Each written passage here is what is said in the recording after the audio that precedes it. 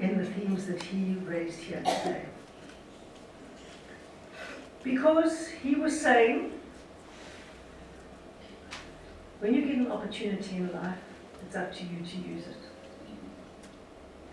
And if you use every opportunity you ever get, the next door opens. And as we learn from the past, we create our pathway into the future in faith, hope, and love. That was what Major Kluter was saying, and that's what Gordon was saying, and that's what Tim Baker was saying, all in their wonderful and different ways. That life gave them an opportunity, and they are going to use that opportunity. And use the opportunity to give back to others, as Naim was saying. Because Mr. Jacobs is quite right. I didn't realize this, but long ago somebody said to me, if you want to see how much hope someone has in their heart, look at the way they walk.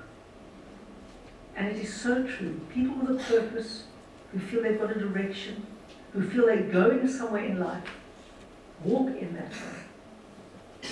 People who feel hopeless, who don't have a direction, who don't see a pathway into the future, walk in that way as well.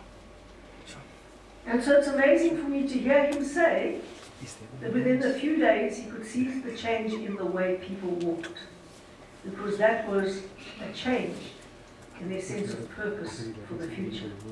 Because, of course, walking is an act of taking you from where you are now to where you want to be. And if you know where you want to be, or even if you just know you're going somewhere, it changes your whole outlook on life. No one knows where they're going to end up.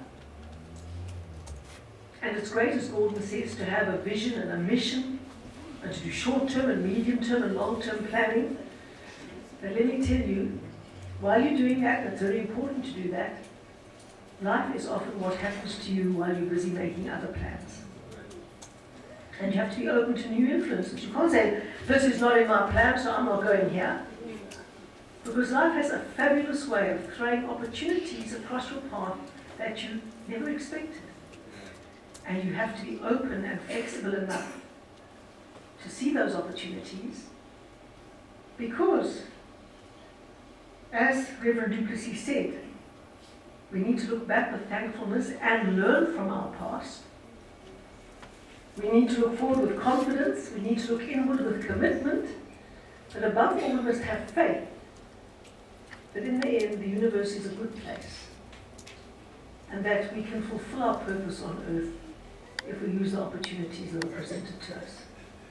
Some of us have more opportunities than others, and all of you count among those who've had more opportunities than many, many others. And I've learned in life that when you use every opportunity, especially those that are unexpected, the next door opens. And I've also learned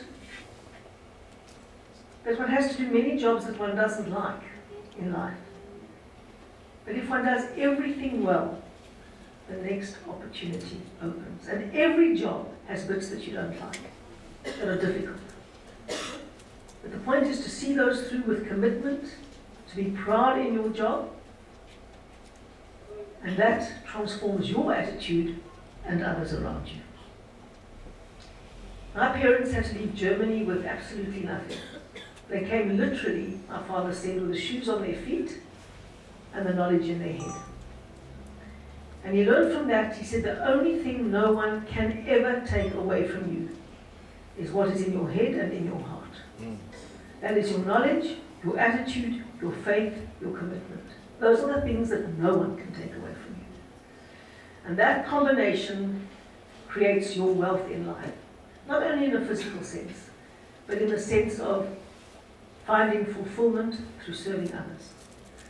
And I must say that the Zoe Skills Center and the work that your church does is a living example of that. It is much, much more blessed to give than to receive. And happiness in life is what you do. And primarily the fulfillment you get from serving others. And lastly, I want to say that recently Minister Trevor Manuel, who's a minister in the presidency, released a very important plan.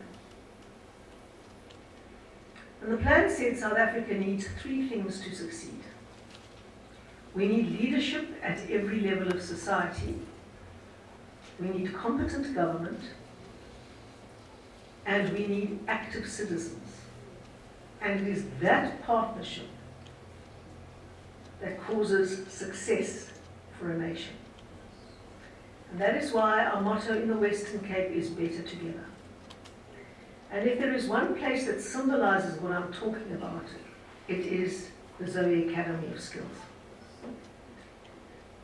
Because in an old and derelict building, Pastor George and his colleagues, many of whom the business community I see here tonight, saw beyond an old derelict building and saw an opportunity.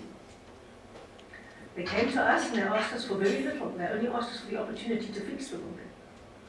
Unfortunately, with a bit of stress, our government was competent enough to recognize that. It took a bit of navigating around the laws that say you can't do anything, but nevertheless, eventually you get around those as well. And then, above all, it took active citizens, the investors, the businessmen, and the community to come together to bring it to life and to create a model project that shows South Africa what a great nation we can become if we get that partnership right at every level of society. So thank you so very, very much for setting such an example and for inviting me to celebrate with you. It means an enormous amount to me. It means an enormous amount to Cape Town, and it shows me that even in the most challenging environments, the Spirit of God is moving people to create great things. Thank you very much.